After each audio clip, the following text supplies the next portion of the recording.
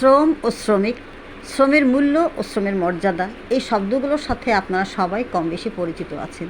আসসালামু আলাইকুম এভরিওয়ান, কেমন আছেন আপনারা সবাই? আমি ভালো আছি আলহামদুলিল্লাহ। এই যে আমার বাসার পাশে অনেক পুরনো 4 তলা একটা বিল্ডিং ভেঙে ফেলে এখানে একটি 8 অথবা 10 তলা হাই রাইজ বিল্ডিং গড়ে তোলার কাজ হচ্ছে। তো এই যে যারা এই কাজগুলো করছে আপনারা দেখুন কি পরিমাণ হাড় ভাঙা খাটুনি খাটছে। এরা লেবার, এরা শ্রমিক। আর ওই যে একজন হাত গুটিয়ে দাঁড়িয়ে আছেন, উনি সম্ভবত ঠিকাদার।